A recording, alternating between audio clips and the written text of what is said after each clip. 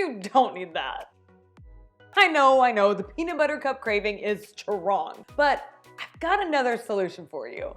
A healthier homemade solution made with ingredients that you can actually pronounce. Wait, isn't it gonna be like all... No. It's not complicated at all. In fact, all you're gonna need is 5 ingredients to make them.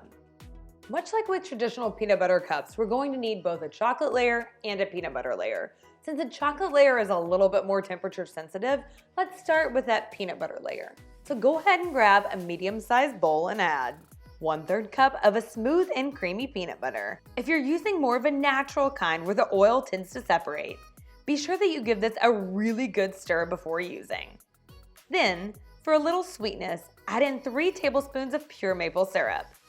You can also use any other type of liquid sweetener here, such as honey or even agave nectar. Mix this all together until it's well combined, and set it aside until you're ready to use it. Next, the chocolate layer. Grab another medium-sized bowl and add 1 cup of cocoa powder. I'm using a regular kind, but feel free to use a dark powder if you want a richer flavor. 1/2 cup of melted coconut oil. 1/2 cup of pure maple syrup that is at room temperature, or any other type of liquid sweetener.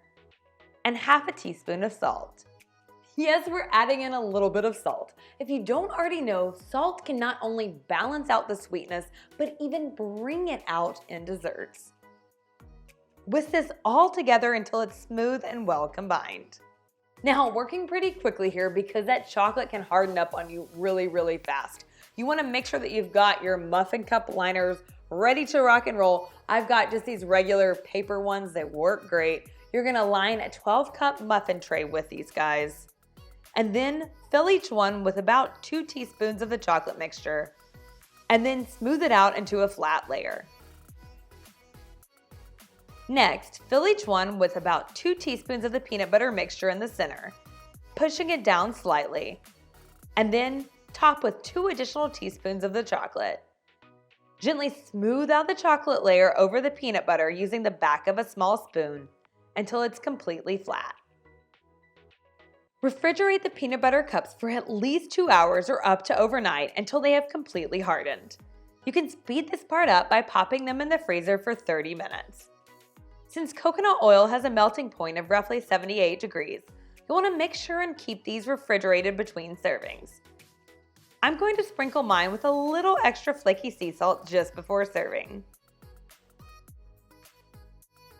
So I mainly do this because it makes them look absolutely gorgeous, but it also gives them a delightful balance of that sweet and salty that makes you want to keep going back for more.